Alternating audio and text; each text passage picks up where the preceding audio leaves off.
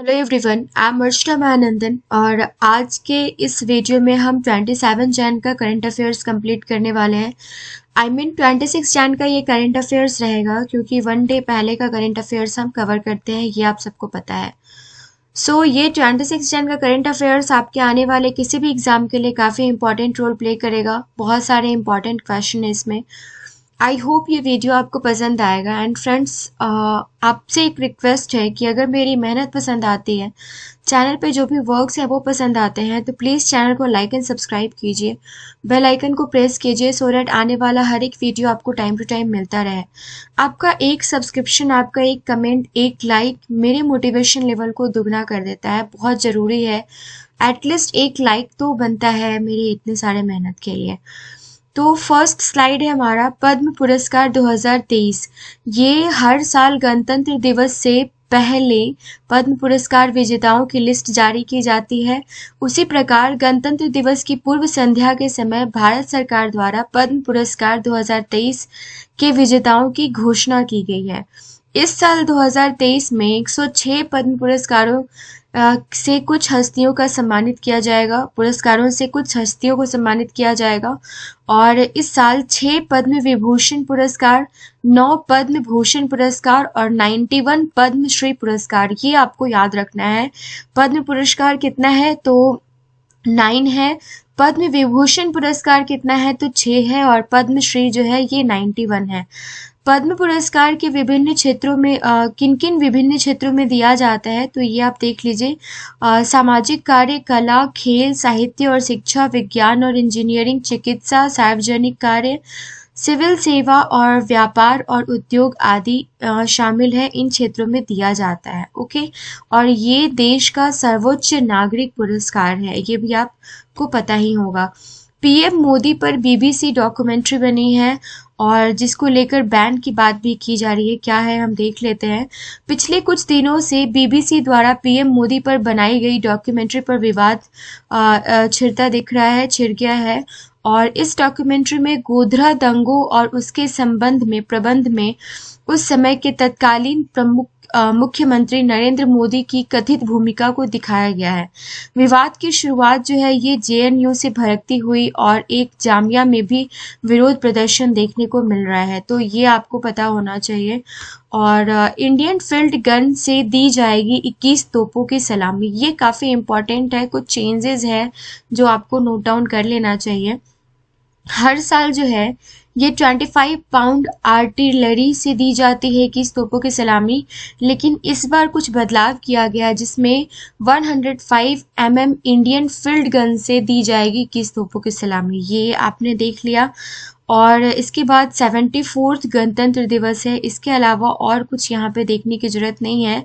इस बात की जानकारी दिल्ली के chief of staff major general Bhavnish Kumar द्वारा दी गई है। और लास्ट में है कि साथ ही उन्होंने आधे स्वदेशीकरण की बात करते हुए रक्षा उपकरणों की बात की, जो इस आगे स्वदेशीकरण की बात करते हुए जो इस साल गणतंत्र दिवस परेड में शामिल होने वाले हैं। और वे स्वदेशी रक्षा उपकरण हैं कौन कौन से? आकाश वेपन सिस्टम, रुद्र और AALH ध्रुव हेलीकॉप्टर। तो ये चीज़ें आपको याद रखनी है। 74th है, 105 इंडियन फील्ड गन से 21 तोपों की सलामी दी जाएगी। पहले दिया जाता था 25 पाउंड आर्टिलरी से।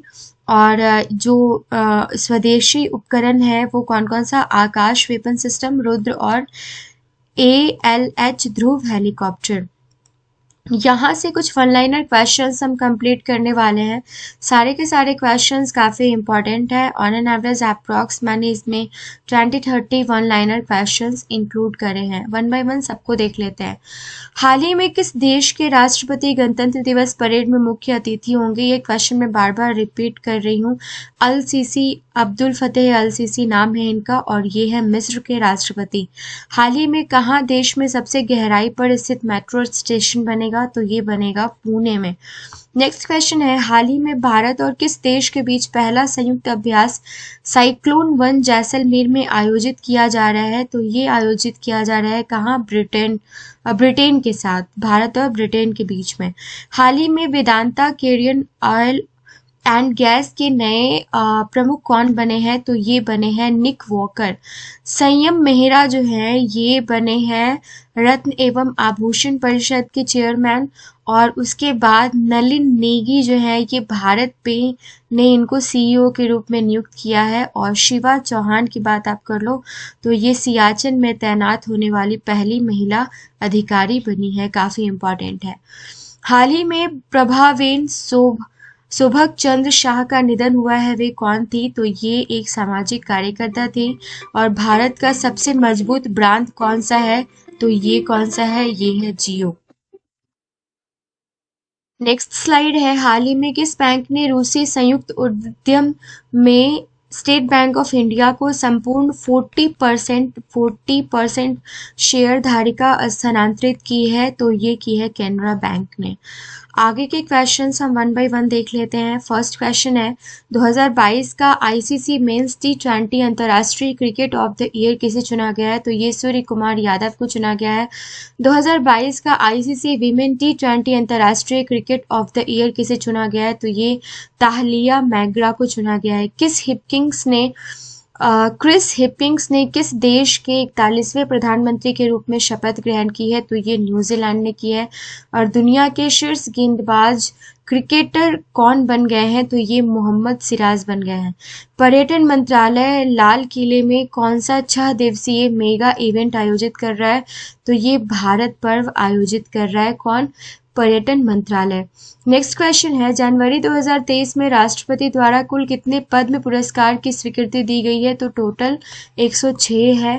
और आपको मैंने बता ही दिया है कि पद्म विभूषण कितने को और पद्मश्री कितने को, और ये सारी चीज़ें आप पिछले स्लाइड में जाके रिवीजन कर सकते हैं, ठीक है।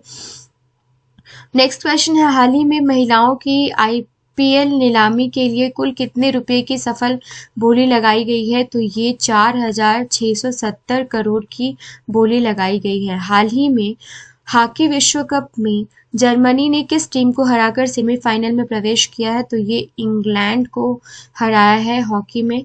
और हाल ही में 5.9 तीव्रता का भूकंप कहाँ दर्ज किया गया है, तो ये नेपाल में दर्ज किया गया है।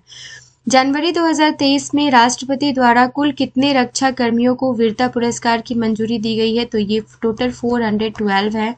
और किसानों के लिए जल संरक्षण योजना की शुरुआत किस राज्य सरकार ने की है, तो ये झारखंड राज्य सरकार ने की है।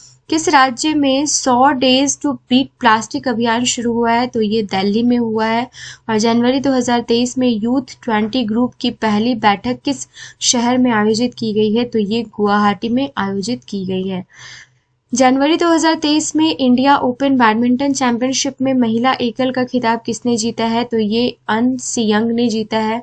और किस राज्य सरकार ने वर्ष 2025 तक राज्य को देश का पहला हरित राज्य बनाने का लक्ष्य रखा है, तो ये हिमाचल प्रदेश ने रखा है।